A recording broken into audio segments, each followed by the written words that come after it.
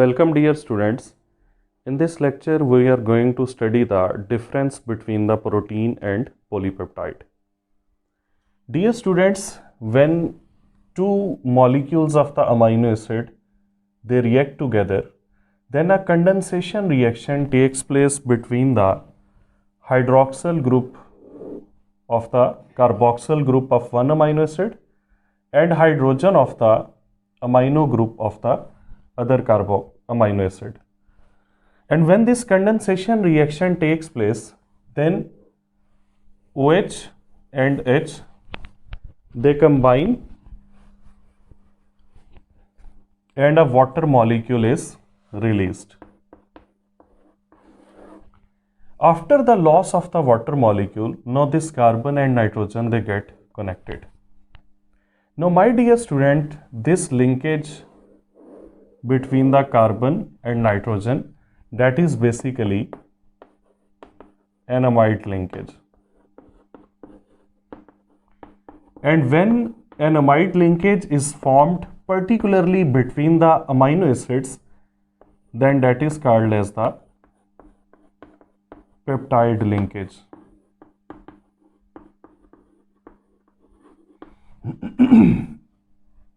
And dear students, when two amino acids join through the peptide linkage, then the resultant molecule formed that is called as a dipeptide. So this one is a dipeptide. I have not specified any amino acid in this dipeptide, so that's why we cannot give it any specific name, so it will be generally called as a dipeptide. My dear students, a very important point is that dipeptide has two amino acids, but it has only one peptide linkage. When the three amino acids will combine, this will give rise to a tripeptide. A tripeptide will be having three amino acids, but it will be having only two peptide linkages. Similarly, a tetrapeptide is the molecule which is formed by the combination of the four amino acid molecules with the three peptide linkages in it. So if the number of amino acid that will be n, then the number of peptide bonds or peptide linkages that will be n minus 1. So number of peptide linkages or peptide bonds, they are always one less than the number of the amino acid in a peptide. My dear students, when large number of amino acid they join together, then we get the polypeptide. Poly mean many.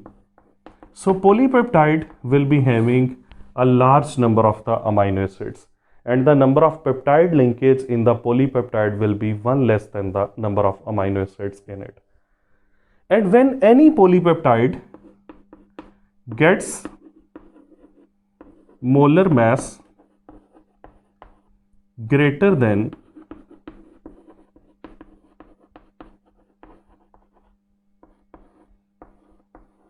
10,000 grams per mole, then that polypeptide is now technically called as the protein. So my dear students, polypeptide is a large molecule formed by the combination of the large number of amino acids, but the molar mass of the polypeptide will be equal to 10,000 grams per mole or less than 10,000 grams per mole.